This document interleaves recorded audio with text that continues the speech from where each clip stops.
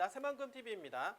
자, 여러분들 좀 이렇게 오랜만에 찾아뵙는 것 같습니다. 좀 그간 좀 많이 바빴는데요. 어쨌든 한 주에 한 3편 정도 이렇게 영상을 찍으려고 최대한 노력을 해보도록 하겠습니다.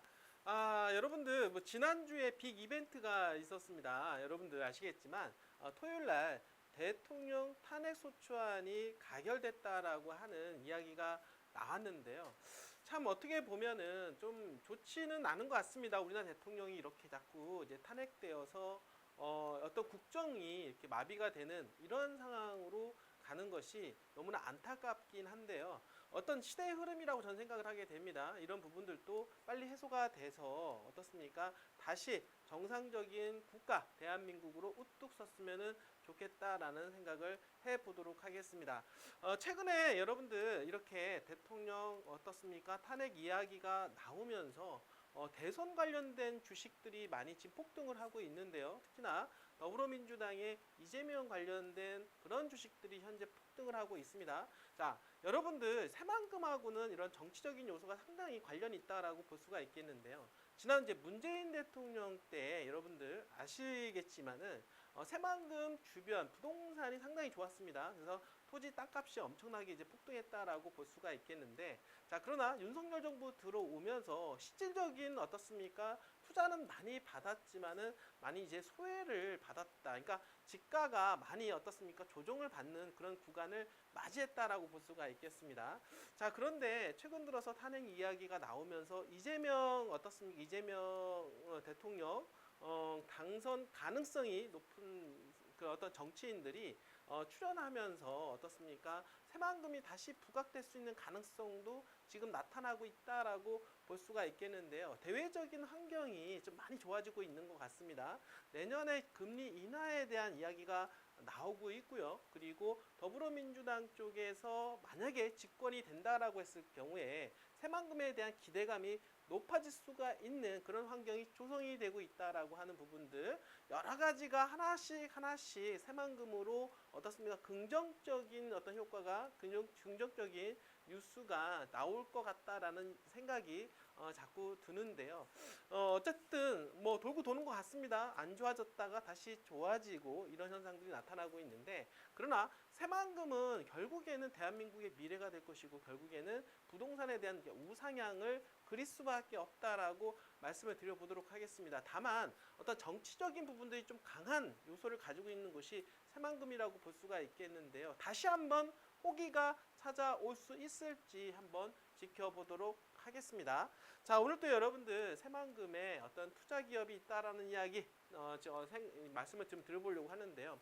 중국에서 새만금에 투자를 지금 현재 생각을 하고 있다. 기업 회사가 지금 이런 이야기들 지금 나오고 있는데요. 자, 작년에 어떻습니까?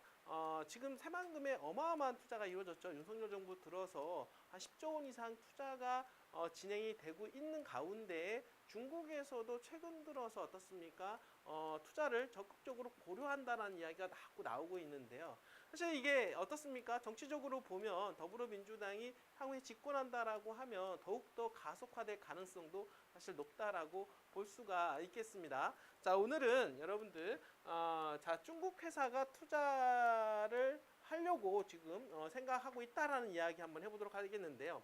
광전자 핵심 기술을 보유하고 있는 중국의 HT사 새만금에 2,100억 원 정도 투자를 하겠다라는 이야기 여러분들 진행해 보도록 하겠습니다. 자, 14일에요. 새만금 개발청에 따르면요. 중국의 선도적인 재생에너지 기업인 스촨성의 HT사가 새만금 지역에 광전자 생산기지를 건립할 목표로 투자 의향서를 제출을 했다라고 이야기하고 있습니다. 물론 실질적으로 본 계약은 아니겠지만은 중국이라는 회사가 조금씩 이제 새만금에 투자하려고 하는 회사들이 늘어나고 있다라고 하는 부분들은 상당히 긍정적이라고 볼 수가 있겠는데요. 그 HT사는 중국 수촨성 이빈시에 위치한 재생에너지 전문 기업으로 2023년도 설립 이후에 급성장의 올해 20기가와트 규모의 광전지 생산 라인을 완공을 했고, 이 회사는 내년까지 40기가와트의 연간 생산 능력을 목표로 하는 등 동종업계에서 세계적인 경쟁력을 갖춘 기업으로 평가를 받고 있는데요.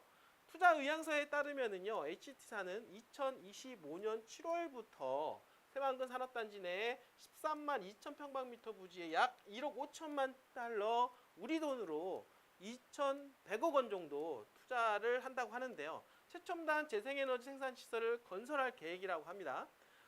새만금청은요, 이 경우 700여 명의 신규 고용 창출이 예상이 된다라고 하고요. 새만금이 동북아시아 재생에너지 중심지로 도약하는 데 중요한 역할을 할 것으로 기대가 되고 있다라고 하고 있습니다.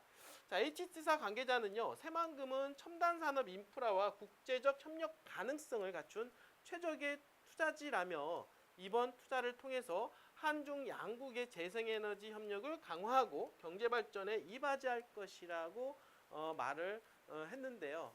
자, 지금 재생에너지에 대한 부분들 여러분들 어떤 정권에 따라서 이 에너지 정책이 조금 좀 바뀌고 있는데요. 윤석열 정부 들어서는 원전 산업에 대한 어떻습니까? 이 에너지 이 부분들을 다시 부활하는 정책을 폈다라고 한다라고 하면 반대 정당인 더불어민주당에서는 이런 재생에너지 사실 새만금하고는 딱 어떻습니까? 재생에너지 메카라고 부르죠. 이분들이. 그래서 이런 재생에너지와 관련된 그런 회사들, 특히나 이제 중국 회사들이 지금 눈독 들이고 있다라는 이야기 여러분들한테 말씀을 좀 드려보도록 하겠습니다.